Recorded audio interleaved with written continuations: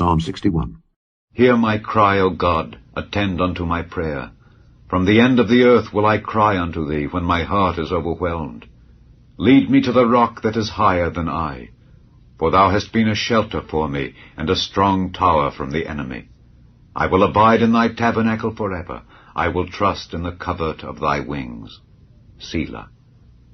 For thou, O God, hast heard my vows. Thou hast given me the heritage of those that fear thy name. Thou wilt prolong the king's life, and his years as many generations. He shall abide before God forever. O prepare mercy and truth, which may preserve him. So will I sing praise unto thy name forever, that I may daily perform my vows. Psalm 62. Truly my soul waiteth upon God. From him cometh my salvation. He only is my rock and my salvation. He is my defense. I shall not be greatly moved. How long will ye imagine mischief against a man? Ye shall be slain, all of you. As a bowing wall shall ye be, and as a tottering fence.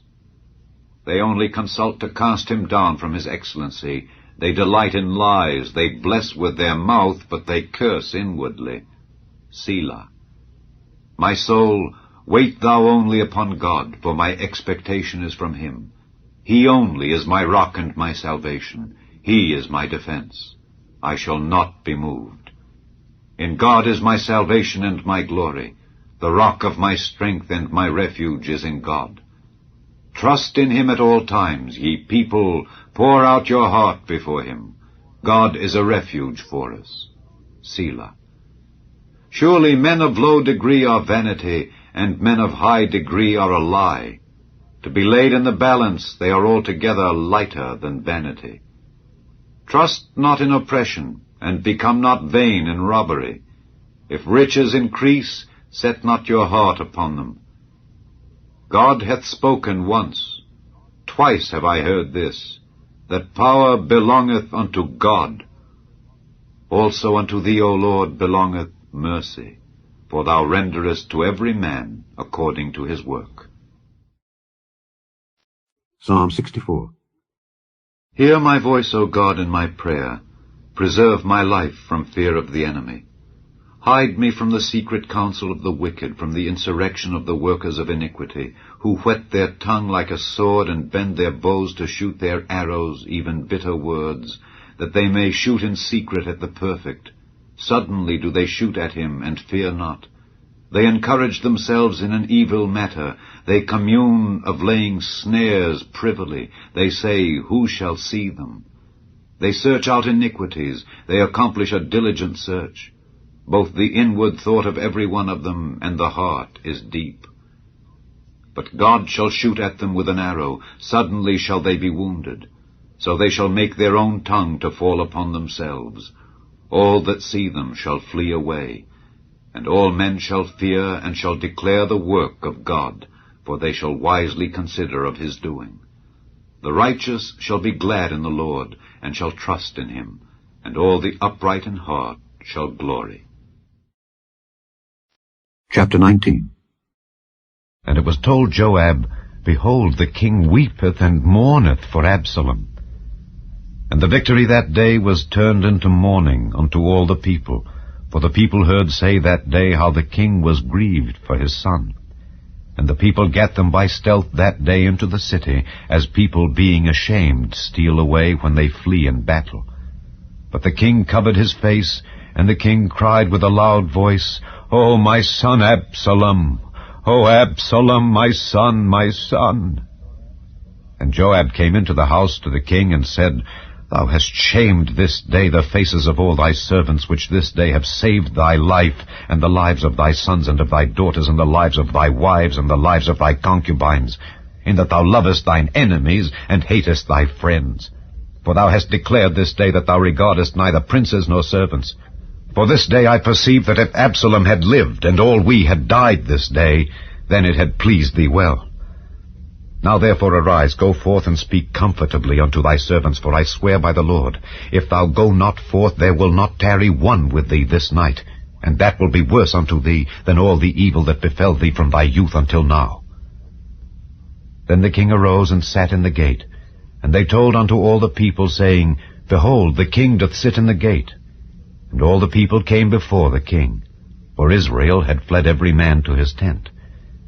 And all the people were at strife throughout all the tribes of Israel, saying, The king saved us out of the hand of our enemies, and he delivered us out of the hand of the Philistines. And now he is fled out of the land for Absalom.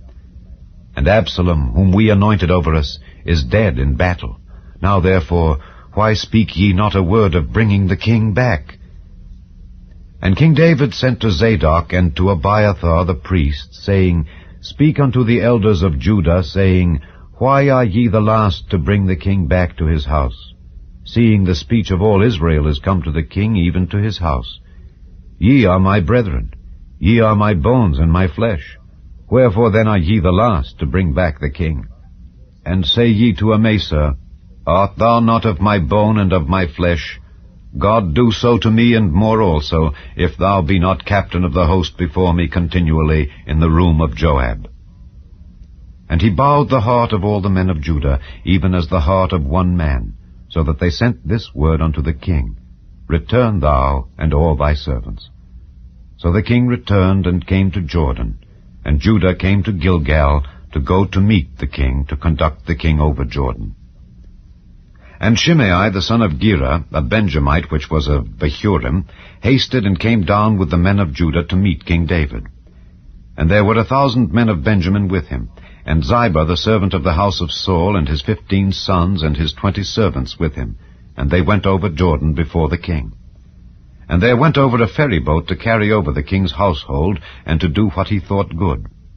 And Shimei the son of Gera fell down before the king, as he was come over Jordan, and said unto the king, Let not my lord impute iniquity unto me, neither do thou remember that which thy servant did perversely the day that my lord the king went out of Jerusalem, that the king should take it to his heart. For thy servant doth know that I have sinned. Therefore, behold, I am come the first this day of all the house of Joseph, to go down to meet my lord the king. But Abishai the son of Zeruiah answered and said, Shall not Shimei be put to death for this, because he cursed the Lord's anointed? And David said, What have I to do with you, ye sons of Zeruiah, that ye should this day be adversaries unto me? Shall there any man be put to death this day in Israel? For do not I know that I am this day king over Israel? Therefore the king said unto Shimei, Thou shalt not die. And the king sware unto him. And Mephibosheth the son of Saul came down to meet the king, and had neither dressed his feet, nor trimmed his beard, nor washed his clothes, from the day the king departed until the day he came again in peace. And it came to pass, when he was come to Jerusalem to meet the king, that the king said unto him, Wherefore wentest not thou with me, Mephibosheth?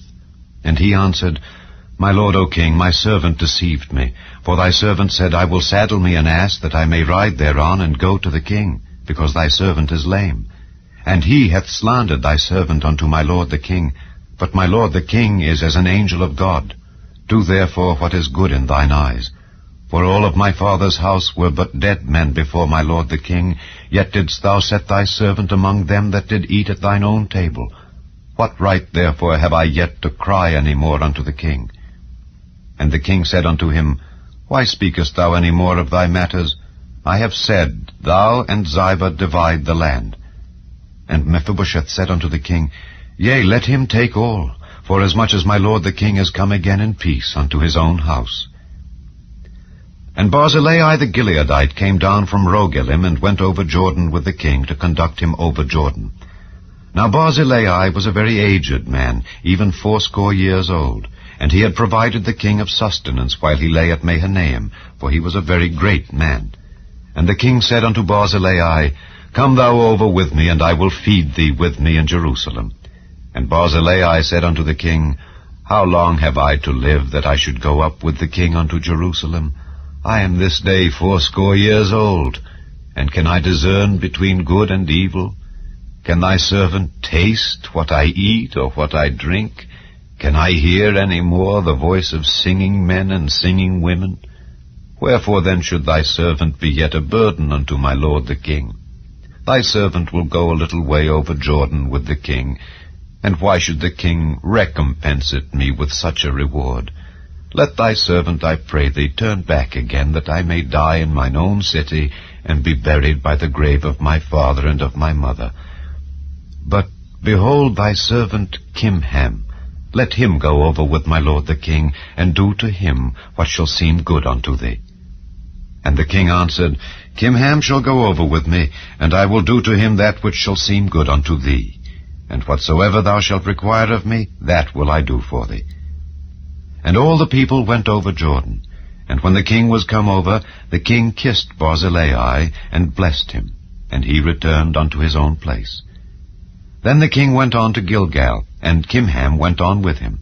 And all the people of Judah conducted the king, and also half the people of Israel. And behold, all the men of Israel came to the king, and said unto the king, Why have our brethren the men of Judah stolen thee away, and have brought the king and his household and all David's men with him over Jordan? And all the men of Judah answered the men of Israel, Because the king is near of kin to us. Wherefore then be ye angry for this matter? Have we eaten at all of the king's cost, or hath he given us any gift? And the men of Israel answered the men of Judah, and said, We have 10 parts in the king, and we have also more right in David than ye. Why then did ye despise us, that our advice should not be first had in bringing back our king? And the words of the men of Judah were fiercer than the words of the men of Israel. Chapter 20.